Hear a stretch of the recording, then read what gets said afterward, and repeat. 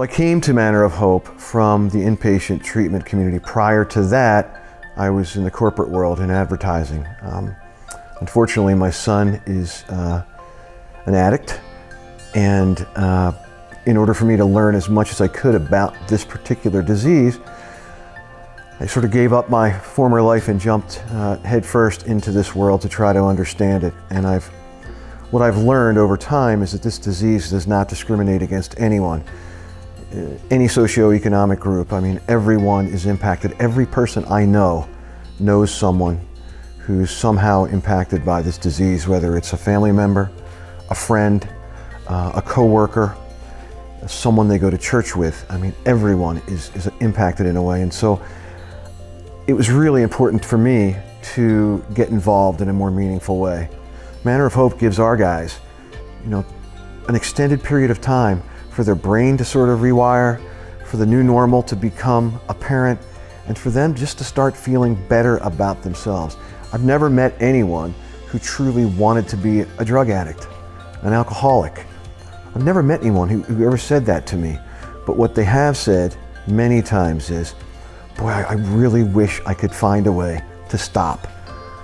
So what makes Manor of Hope so unique is the fact that we take the time to get to know the young men we're working with. So if a young man comes to us, deeply troubled, maybe just out of inpatient treatment, but he's finally at a point where he's recognized there's a problem and he wants to confront that problem. We take the time to get to know that young man very well. There are phases that a young man needs to accomplish in order to get through our program. And throughout that period of time, what he's learning about is really himself, his strengths. He's building self-esteem. He's starting to think about the future. We have several things going for us that most places do not. We have a very, very high staff to resident ratio. What's that mean?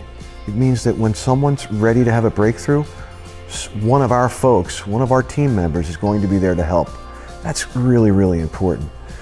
The other thing that I think is vitally important is that we do our very best to make sure that our young men understand that it is absolutely possible to live a meaningful, productive life without substance use, without alcohol, without drugs.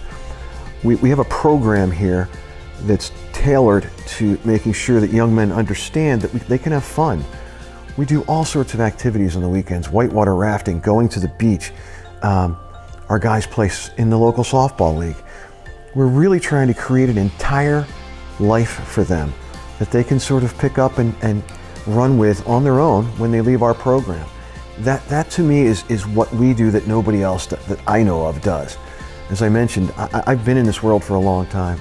I've seen many, many quality programs. I've never seen one as comprehensive as Manor of Hope. We take 3 months, really, just to kind of dig into them, find out what they're interested in, find out what sort of aspirations they might have, find out what's been troubling them. Most people in addiction are dealing with co-occurring disorders. It's not just the drugs, it's not just the alcohol, there's something else. And until you dig down deep enough to find out what that is, you really can't help.